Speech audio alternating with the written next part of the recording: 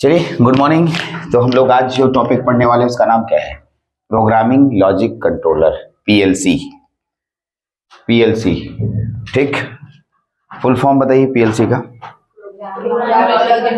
Programming logic controller, ठीक। तो term को कैसे समझते हैं प्रोग्रामिंग लॉजिक कंट्रोलर में, सोच के बताइए।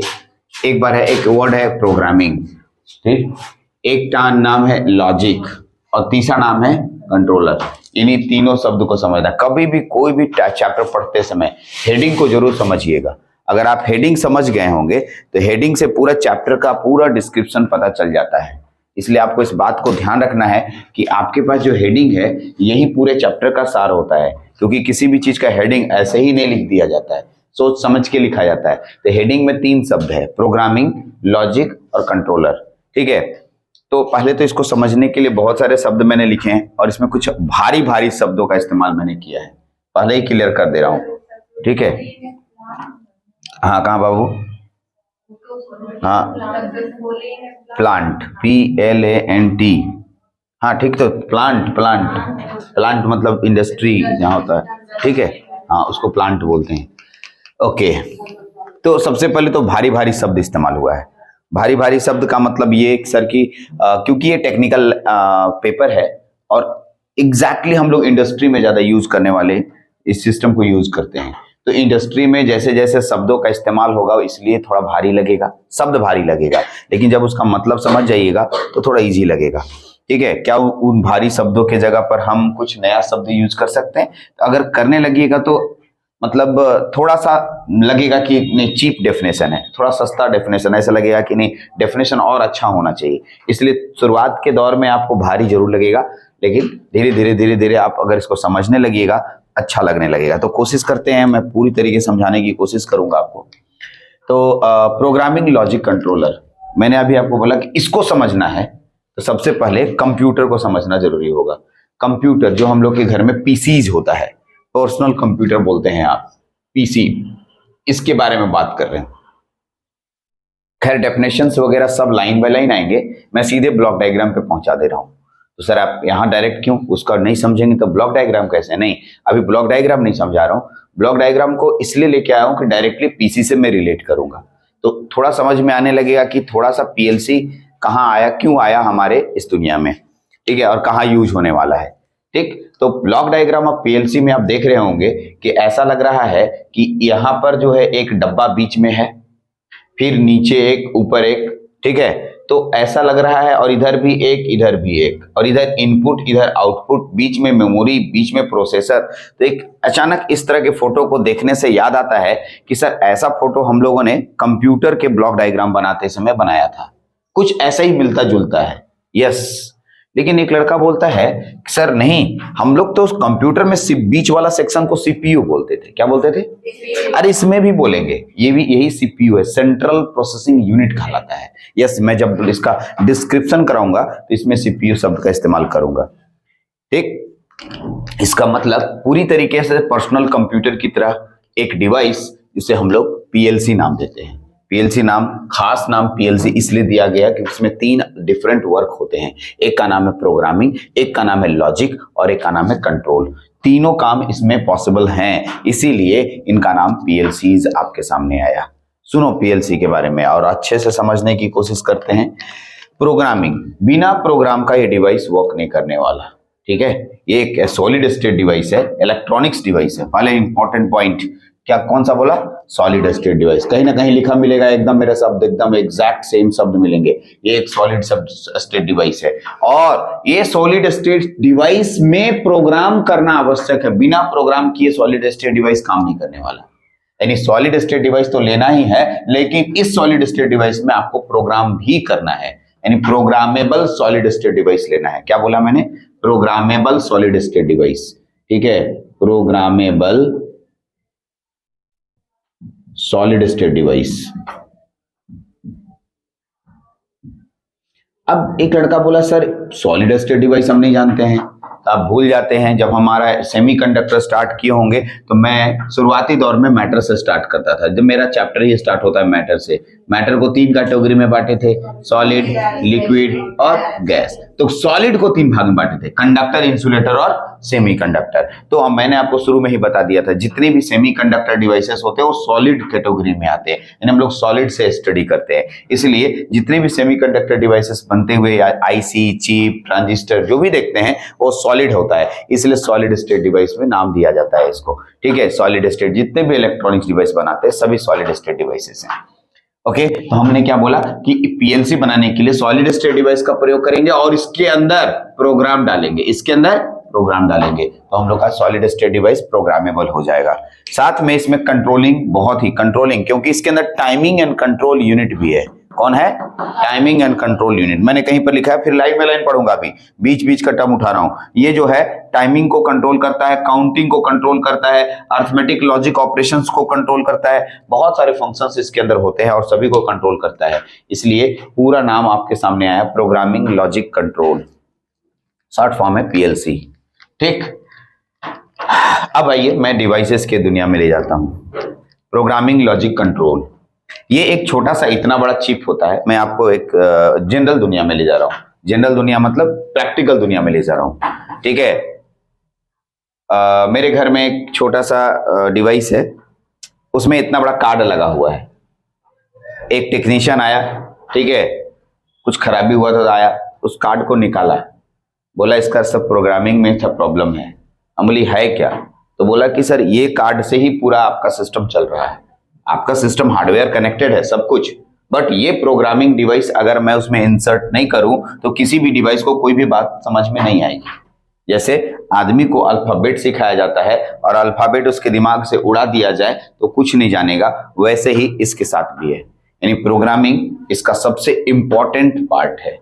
इसलिए आप प्रोग्रामिंग, ठीक है, बिना प्रोग्रामिंग के कोई डिवाइस नहीं बना सकते हैं। तो इसमें सॉलिड डिवाइस भी होगा और साथ में प्रोग्रामिंग भी करना होगा, और इसमें प्रोसेसर भी होगा, मेमोरी भी होगा, प्रोग्रामिंग डिवाइसेस भी होगा। सारे को सिस्टम को एक साथ मिला दीजिएगा और एक पर्टिकुलर फंक्शन करके देगा। अरे बाबू, कंप्लीट फंक्शन करके देगा, आउटपुट निकाल के देगा, तब उस पूरे सिस्टम को हम लोग नाम देंगे प्रोग्रामिंग लॉजिक कंट्रोल। ठीक, यानी हमें इनपुट सिग्नल देना है, देने के बाद प्रोसेस करवाना है प्रोग्रामिंग के अनुसार, और उसके बाद रिजल्ट भी हमें लेना है। पूरे सिस्टम, पूरे प्रोसेस को नाम देते हैं हम लोग प्रोग्रामिंग लॉजिक कंट्रोल। ठीक, चलते हैं, अब शुरू करते हैं। ये चैप्टर का इंट्रोडक्शन था, मैंने आपके सामने खाली रखा कि मैं पढ़ाने वाला क्या हूं। अब इस टॉपिक को थोड़ा डिटेल पढ़ते हैं। छोटा सा टॉपिक नहीं है, मैंने शुरू में ही कहा, लंबा चौड़ा टॉपिक है ये। ठीक है, अच्छे से समझेंगे आपको एक एक इसमें, क्योंकि मैं अभी ओवरव्यू किया तो आपको लगेगा सर इनपुट में, इनपुट मॉड्यूल में कौन कौन लोग आएंगे। जो लोग आएंगे मैं उनकी डिटेल स्टडी कराऊंगा। करेक्ट, डिटेल स्टडी मतलब, ठीक है, जैसे इनपुट मॉड्यूल मैंने स्विचेस लिखे हैं, सेंसर्स लिखे हैं, इनकोडर्स लिखे हैं, तो मैं आपको स्विचेस के बारे में ले जाऊंगा, कैसे दिखता है स्विचेस, पुश बटन स्विचेस है कि double pole double throw switch है। अरे पुश बटन स्विच समझते हो, ऐसा होता है पुश बटन स्विच, ऐसा, ठीक है, पुट किए, हाँ पुट किए तो ऑन हो गया, फिर पुट किए तो ऑफ हो गया, then this is called push button switch. अगर double pole double throw switch है, डबल पोल डबल थ्रो, हाँ आइए, double pole double throw switch है, double pole double throw switch है, double pole double throw switch है। तो यहाँ पर क्या होगा कि एक इसको ऐसे किए और इन दोनों तारों को एक साथ जोड़ के इसे कर दिए, तुम इसको ढकेलेगा या ढकेलेगी तो ये इसके साथ एक ही साथ दोनों टच हो जाएगा। Single pole single throw switch ऐसा होता है, तो ये कैसे कंट्रोल होता है, ये तो तुम ना कंट्रोल कर रहे हो जी, हाथ से ऐसे ऐसे, जैसे तुम्हारे वहां पर स्विच है, ऑन करो जी, तो हाथ से जाके मैकेनिकली ऑन करते हो, नहीं हमें मैकेनिकली ऑन नहीं करना है, हमें पूरी तरीके से प्रोग्रामिंग सिस्टम पे ऑन करना है। यानी हम नहीं कुछ करने वाले हैं।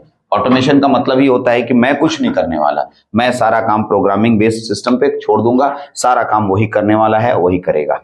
ठीक, तो चलते हैं नेक्स्ट, आगे बढ़ते हैं, टॉपिक पे शुरू करते हैं। सर शुरू से एकदम धीरे धीरे चलते हैं।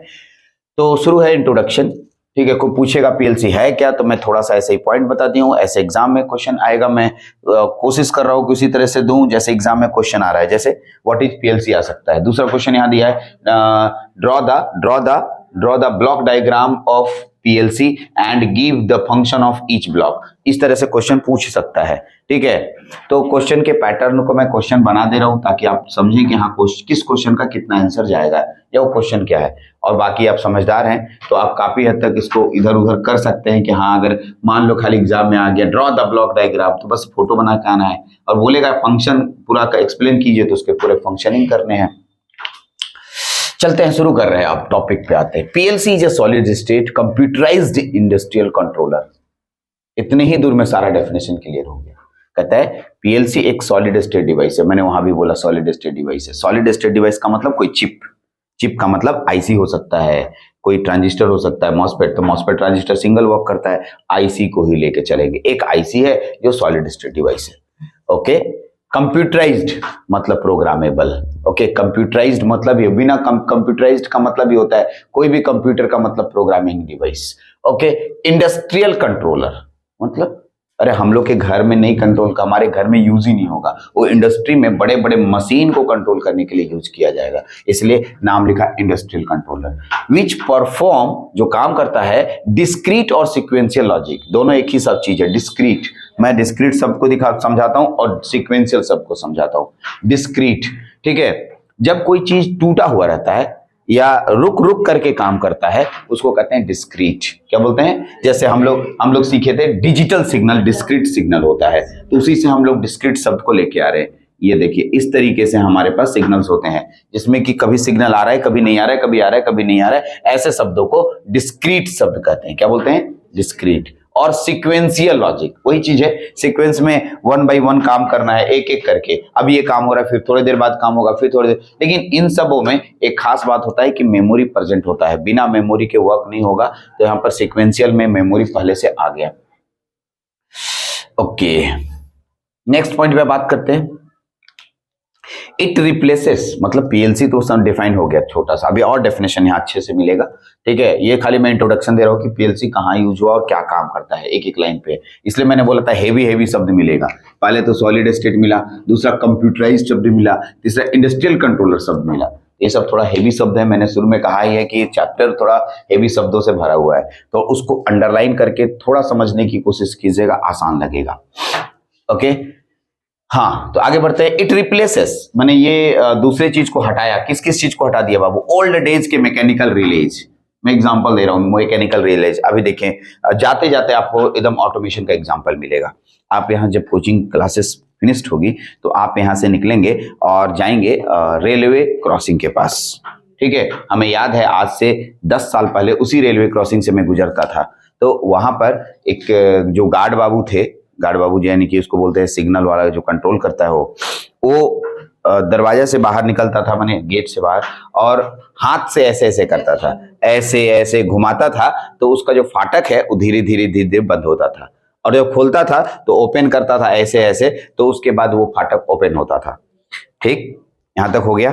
अभी का सिस्टम वहां 10 मिनट खड़ा होकर देखना, कभी कुछ नहीं करता है। आया, एक बटन उसको दे दिया गया, ऐसे पुट किया तो अपने आप वो गिरने लगा, ठीक है। ओके, कहीं रोक रहा है तो बटन थोड़ा छोड़ देता है तो रुक जाता है वहीं पर, फिर बटन दबाता है, देन एग्जैक्टली ऑटोमेटिक है। यानी वो जितना आपको मालूम होना चाहिए कि सर पहले क्या होता था, ठीक है, जो फाटक ऊपर या नीचे होता था, तो बताओ वो फाटक 50 मीटर दूर है, यहां से ये ऐसे ऐसे कर रहा है, कैसे हो रहा है? तो पता है वायर कनेक्टेड होते थे, उसके बीच बीच में पुलीज लगे होते थे और रिलेज लगे होते थे और पुलीज लगे होते थे। वो उसको अपना एनर्जी ट्रांसफर करता था, जिसकी वजह से वो आदमी ऐसे ऐसे घुमा रहा है तो वो जो है फाटक धीरे धीरे बंद हो रहा है। तो ये मैकेनिकल रिलेज को हटाया, अभी वो ऑटोमेटेड सिस्टम हो गया है। ऑटोमेटेड सिस्टम में अभी भी मैन है, आदमी एक कर रहा है लेकिन बटन कर रहा है। पहले बहुत ज्यादा पूरा शरीर का एनर्जी लगता था, अब खाली एक अंगुली का एनर्जी लग रहा है, कुछ दिन बाद वो भी खत्म हो जाएगा, ठीक है। कुछ नहीं, आदमी ही गायब, ठीक है। पता चला कि अच्छा ट्रेन आने वाली है, खुद सिग्नल हो गया और दोनों साइड से रेड लाइट जला दिया, अपने आप फाटक बंद हो गया,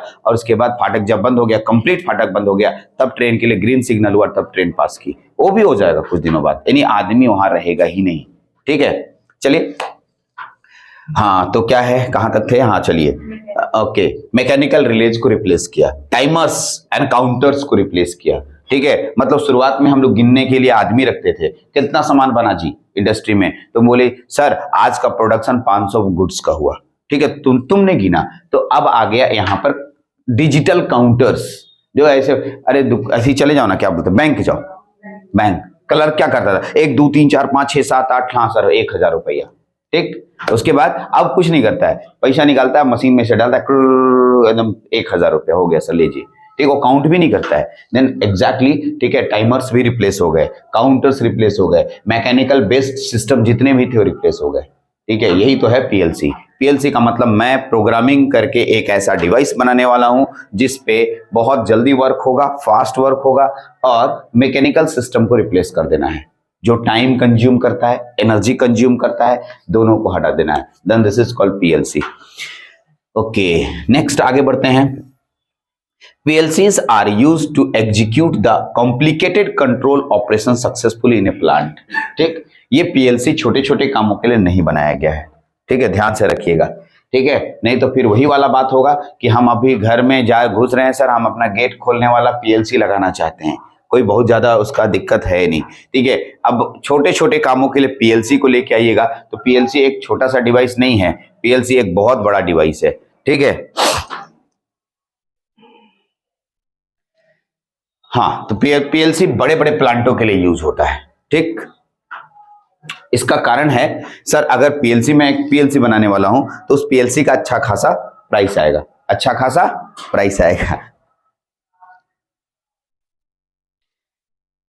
तो पीएलसी बड़े बड़े इंडस्ट्री में होता है। कहने का मतलब ये हुआ कि यदि मैं पीएलसीज को बड़े इंडस्ट्री में नहीं लगाऊंगा तो ये एक तरह से एक कहावत है ना, आमदनी अठन्नी खर्चा रुपया, ठीक है। मतलब मेरे घर में थोड़ी सी आमदनी हो रही है, उसके लिए मैं पीएलसी लगाने वाला सिस्टम, ऑटोमेटेड सिस्टम, पता चल रहा है कि ऑटोमेटेड सिस्टम को लगाने में ही इतना कॉस्ट हो गया कि अब उतना इनकम ही नहीं हो रहा है। छोटे से प्लांट में उतना इनकम क्यों होगा? मान लिया मैं एकदम छोटा सा प्लांट बनाया, उसे प्रोडक्शन रेट बहुत कम है और वहां हम ऑटोमेटेड सिस्टम लगाना चाहते हैं, तो फिर मेरे लिए वही बात होगी, आमदनी अठन्नी खर्चा रुपया, ठीक है। इसलिए हम लोग वैसे बड़े बड़े इंडस्ट्री में लगाने की बात करते हैं, यानी बड़े प्लांट में हम लोग इस ऑटोमेशन सिस्टम को इंट्रोड्यूस करते हैं ताकि अच्छे से कंट्रोल हो सके, प्रोडक्शन रेट बढ़ सके, किसी भी पर यूनिट कॉस्ट जो है डाउन हो सके, जो कि हम लोग पीछे बेनिफिट्स ऑफ ऑटोमेशन में पढ़ चुके थे, ठीक है। इसलिए बड़े बड़े प्लांट में लगाने के लिए इसको प्रमोट किया जाता है या इंप्रूव किया जाता है, उसी के लिए बनाया जाता है।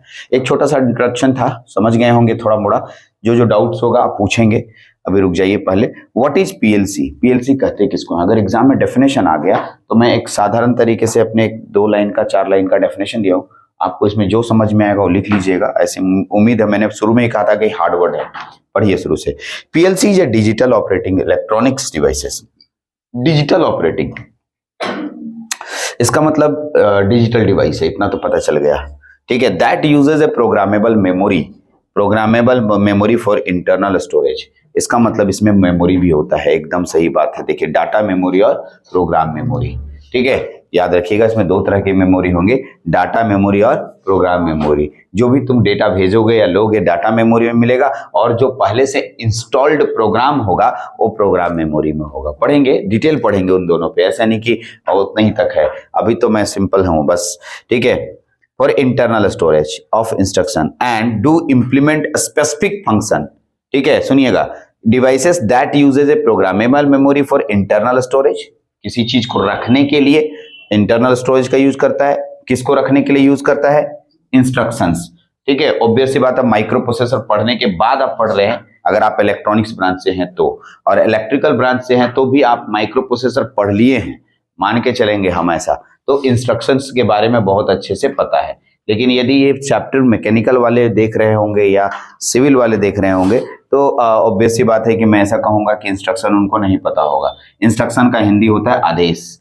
बिना कोई भी डिवाइस बिना आदेश के काम नहीं करता है, तो आदेश देना पड़ता है, हमें इंस्ट्रक्शन देना पड़ता है, तभी वो वर्क करता है, ठीक है।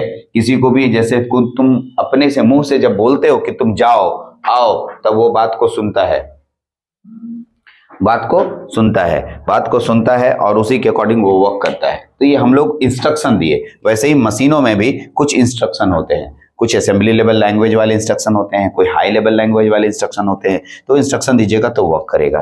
To do implement specific function, यही बात बोल रहे हैं, कौन सा काम करना है वही इंस्ट्रक्शन आपको देना है ताकि वो उस खास काम को कर सके।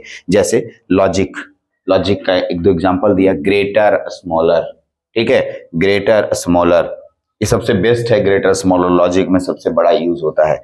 सीक्वेंस कंटिन्यूएशन में काम हो रहा है कि नहीं, टाइमिंग कितना देर लग रहा है, ठीक है, काउंटिंग कितनी संख्या में हो रहा है, अर्थमेटिक ऑपरेशंस जोड़ने घटाने वाला काम कर रहा है, to control machine and processors through analog and digital input output devices. सुनो, इतना तो अंदर में सब तुम सुना, सब कुछ कंट्रोल किए, प्रोसेसर है, मेमोरी है, टाइमिंग है, सब कुछ, लेकिन इसको आप ये जो जुड़ा हुआ सिस्टम ये जो रहेगा पूरा इनपुट आउटपुट डिवाइसेस, दोनों तरह के डिवाइसेस आपको मिलेंगे।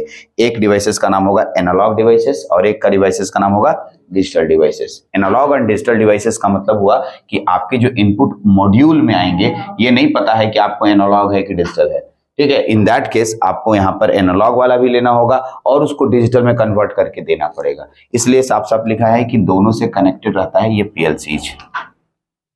फिर पीएलसी का दूसरा डेफिनेशन क्या लिखा है, PLC is a solid state digitally operating system, वही है, एकदम सेम टू सेम है, ठीक है। Designed for use in the an industrial environment, industrial environment में यूज करने के लिए किया जाता है। Which uses an internal storage of instruction for implementing specific function, ठीक है। देखो क्या बोलता है, ठीक से पढ़ो, designed for use in an industrial environment, ये बड़ा सा शब्द है, यही शब्द को बोले थे भारी भरकम शब्द में। इंडस्ट्रियल एनवायरनमेंट का मतलब हो गया, ठीक है, जो उद्योग धंधा जहां पर लगा हुआ है, जहां पर कारखाना लगा हुआ, उसके वातावरण यानी उसके अंदर यूज करने की बात कर रहा है, उसका नाम है industrial environment. Which has an internal storage, उसके अंदर मेमोरी भी रहेगा, ठीक है, of instruction for implementing specific function, किसी खास काम को करने के लिए, to make a logical decision, किसी भी तरह का डिसीजन ले सकता है। अगर उसके अंदर प्रोग्राम डाले हो तो डिसीजन ले सकता है, अगर प्रोग्राम नहीं डाले हो, ठीक है, तो डिसीजन नहीं ले सकता। डिसीजन का मतलब हो गया खुद ब खुद, जैसे ही बोली ना, ठीक है, अभी इफ बट एल्स वो डिसीजन में आता है, ठीक। इफ बट एल्स, मान लिया मैं प्रोडक्शन रेट के लिए इतना 1 घंटा पर आवर के रफ्तार से तुम वर्क करो, मैंने उस मशीन में सेट कर दिया। अगर उससे उस रफ्तार से वर्क नहीं कर रहा है तो मैं उसमें ये भी प्रोग्राम डालूंगा, यदि आप इस रफ्तार से वर्क नहीं कर रहे हैं तो मशीन या तो बंद हो जाए या फिर अपना प्रोडक्शन रेट घटा दें या फिर, ठीक है, काम ही नहीं करे, कुछ भी इस तरह का। तो वो डिजिटल डिसीजन लेने के लिए तैयार है, खुद से डिसीजन लेगा, वहां आदमी नहीं जाएगा डिसीजन लेने के लिए। तो ये सारा का सारा खेल प्रोग्रामिंग का होता है, ठीक। एंड प्रोवाइड आउटपुट, जब सब सारा डिसीजन हो जाएगा तो कुछ ना कुछ आउटपुट तो हमें मिलेगा ही। जैसे फोन या फिर सिस्टम में होता है कि कुछ देर तक अगर हम उस पर कुछ फंक्शन नहीं करते तो लॉक हो जाता है। यस, उसके अंदर प्रोग्रामिंग किया हुआ है कि अगर कोई फंक्शनिंग नहीं होगा तो खुद ब खुद लॉक कर दीजिएगा। उसमें टाइमिंग सेट किया हुआ है 10 सेकंड का या 15 सेकंड का या 20 सेकंड का या 1 मिनट का, कि 1 मिनट तक यदि मैं कोई फंक्शन नहीं कर रहा हूं तो खुद ब खुद सोच लेना, यहाँ हमारे स्क्रीन को क्या कर देना है, लॉक कर देना है। तो ये भी उसी तरह लॉजिकल डिसीजन का एक पार्ट हुआ, ठीक है। तो वैसे कोई भी प्रोग्रामेबल डिवाइस खुद ब खुद डिसीजन लेने के लिए तैयार होते हैं, इसको कहते हैं लॉजिकल डिसीजन, ठीक। आते हैं इसके ब्लॉक डायग्राम पे। ब्लॉक डायग्राम इंपॉर्टेंट है, यहीं पर से क्वेश्चन निकलेगा। यहाँ से व्हाट इज पीएलसी पूछ सकता है, पॉसिबिलिटी पूरा है, लेकिन ज्यादा पॉसिबिलिटी आपके ब्लॉक डायग्राम का है। ब्लॉक डायग्राम, आप इस ब्लॉक डायग्राम को देखिएगा तो ऐसा फील होगा कि अरे सर ये लगता है बचपन में हम लोग जो कंप्यूटर का ब्लॉक डायग्राम पढ़ रहे थे कुछ ऐसा ही है। यस, कुछ ऐसा ही है। सबसे पहले ये नहीं लिखते हैं, ये पढ़ते नहीं है, ये इसी में आ जाता है। ऐसे इनपुट मॉड्यूल लिखा है, इधर देखिए आउटपुट मॉड्यूल लिखा है, ठीक है। कुछ नहीं करना रहेगा, याद कर जाइए। एक वो बीच में स्क्वायर बनाइएगा और इसके चारों ओर जो है 4 दीवाल बना दीजिएगा। हाँ जी, ऐसे हम भी याद करते थे। एक बीच में एक बक्सा, बगल में 4 बक्सा, ठीक। ऊपर प्रोग्रामेबल डिवाइस, नीचे पावर सप्लाई, बीच में memory, processor, input module, output module, खत्म, ठीक है। इनपुट मॉड्यूल से सिग्नल आएगा, प्रोसेसर को मिलेगा, प्रोग्रामेबल डिवाइस प्रोग्रामिंग देगा, पावर सप्लाई एनर्जी देगा। अंदर में प्रोसेस है, टाइमिंग के अकॉर्डिंग प्रोसेस करेगा, क्योंकि अंदर में टाइमिंग कंट्रोल यूनिट होगा। बिना प्रोसेसर जो है टाइमिंग कंट्रोल यूनिट के वर्क करता ही नहीं है। यानी मैं एकदम 5 मिनट में खत्म भी कर दिया, लेकिन नहीं, हमें एग्जाम में डिटेल करना है, लिखा है, ठीक है, give the function of each block, हर एक ब्लॉक का पूरा फंक्शनिंग बताना है आपको। तो बस ज्यादा इसमें है नहीं, 4-4 लाइन 5-5 लाइन सब है, लेकिन 5-5 लाइन भी लिखिएगा तो सबके बारे में लंबा चौड़ा हो जाएगा, 1.5-2 पन्ना का हो जाएगा। चलिए, प्रोग्रामिंग डिवाइस और प्रोग्राम मेमोरी का एक ही वर्क होता है? नहीं, प्रोग्राम मेमोरी अलग है और प्रोग्रामिंग डिवाइस अलग है। सुनिएगा, मेमोरी किसी चीज को स्टोर करता है, तो ये प्रोग्राम को स्टोर करने का काम करेगा। सुनो, ये हो गया प्रोग्रामेबल डिवाइस, प्रोग्रामिंग डिवाइस मतलब जिसमें हम प्रोग्राम किए, अब जो तुमको काम करना है वही प्रोग्राम मेमोरी में आएगा, सब नहीं आएगा। प्रोग्राम तो बहुत बड़ा होगा तुम्हारा, इतना ज्यादा प्रोग्राम होगा, वो कहीं तुम स्टोर करके रख ली। अब तुमको करना है नहीं, हमें अभी ये काम करना है, तो वो प्रोग्राम इसके थ्रू आएगा और प्रोग्राम में याद है हम लोग माइक्रो प्रोसेसर में प्रोग्राम काउंटर पढ़ते थे। Yes yes yes yes, exact same work program counter का यहाँ प्रोग्राम मेमोरी कर रहा है।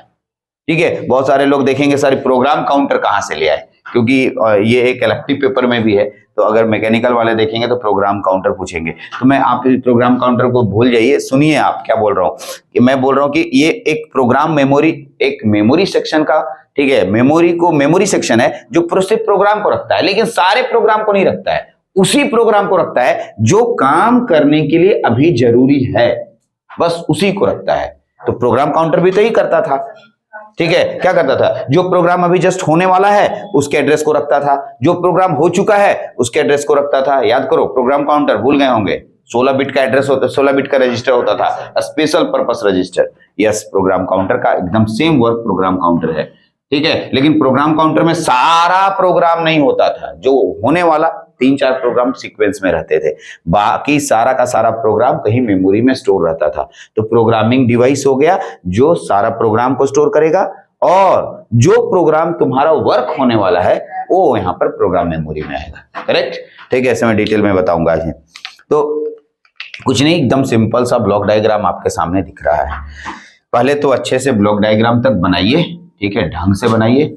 और हम लोग, ठीक है, एक तो बड़ा हो गया, और कितना मिनट का लेक्चर हो गया देख लो, कितने मिनट हो गए, 26 मिनट के हो गए, तो ज्यादा लंबा हो जाएगा। अब इसमें इसको अटैच करेंगे तो हम लोग अगले वाले लेक्चर में, ठीक है, नेक्स्ट वाले में हम लोग इसके फिर ब्लॉक डायग्राम को फिर से बनाएंगे, और हम लोग पूरे एक एक करके सभी ब्लॉक के बारे में डिटेल स्टडी करेंगे, 3-3, 4-4 लाइन। चलिए, तो जल्दी से नोट कर लीजिए इसको, और इसको नोट करने के बाद, ठीक है, हम लोग नेक्स्ट अगले टॉपिक पे इसके पूरे ब्लॉक डायग्राम के डिस्क्रिप्शन पे बात करते हैं। ठीक।